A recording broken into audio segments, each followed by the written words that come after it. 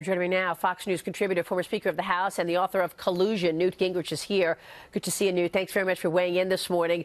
Quite the commemorative ceremony happening this morning in the UK as we look ahead to tomorrow, June 6th, and the anniversary of D-Day, 75 years ago. Yeah, I actually just did a podcast on D-Day and President Roosevelt's prayer. The whole prayer runs much longer than they had time for this morning. But I thought President Trump delivered the heart of it really, really well.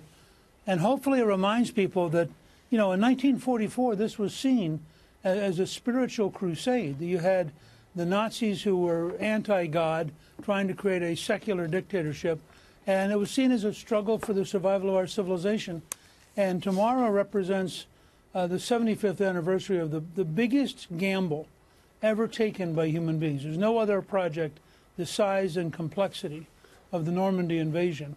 And it was a remarkable human achievement. Yeah, it's a good way to put it, Trump. Let me ask you about the Trump economy, Newt. We want to look at these new Fox News polls showing the president received positive job ratings on his handling of the economy. The president tweeted this morning, Newt. If the totally corrupt media was less corrupt, I would be up by 15 points in the polls based on our tremendous success with the economy, maybe the best ever. If the corrupt media was actually fair, I would be up by 25 points. Nevertheless, despite the fake news, we are doing great.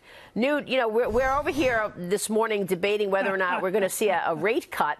The economy's going strong. I mean, you've got 3.6% unemployment, and we're going to get the ADP numbers to show more job growth in the month of May within the next hour. Well, but let me offer you a contrarian view. I really think the Fed ought to focus on money. If you have no inflation, then you ought to be relatively passive. And if you have a big increase in productivity, which is starting to happen, you can actually afford to cut rates, just not because you're trying to stimulate the economy, but because you actually don't need to send any signal that money ought to be more expensive. I mean, money's expensiveness is a function of projected inflation. And what Trump has managed to pull off so far is substantial economic growth while fighting with some of our trading partners, while really working at profound deregulation. And so he's got a relatively stable monetary environment with continued increase in employment and wage increase, which is very, very important to bring the middle class back into the game. So, Mr. Speaker, Mike Block here. Good morning. So what does this all mean? You know, in light of what you just said, what do you think could happen here with the trade situation with Mexico, which is on everyone's mind over the past few days? Do you think that tariffs will go into place? Do you think a deal can be reached here? Do you think that's very important to this economic engine continuing? Yeah, I think a deal will probably be reached. And again, frankly, the president ought to put the focus right on the Congress. We wouldn't be in this mess. He wouldn't be having to muscle the Mexicans if the U.S. Congress would do its job. The whole premise that Trump worked on for 2.5 years was build a wall, protect the United States, don't bother your neighbor.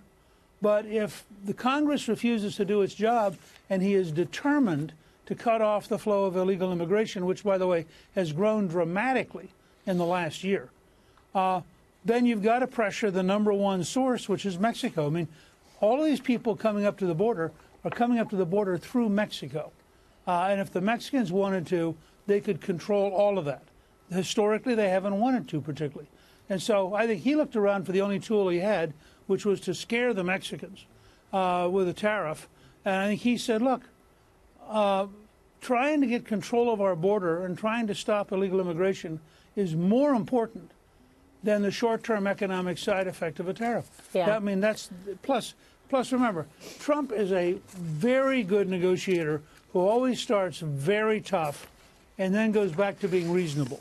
Well, the Republicans are threatening to block. Over and over. The Republicans are threatening to block any tariffs on Mexico. And we should point out that one of the ministers in Mexico yesterday said that he sees an 80% chance of avoiding any U.S. tariffs. So it feels like it's bluster. That's how I saw it from the get-go. But we'll see. You know, I mean, he made the threat. Well, he's got to stick to it if, in fact, they don't come up with a substantial answer to the border crisis.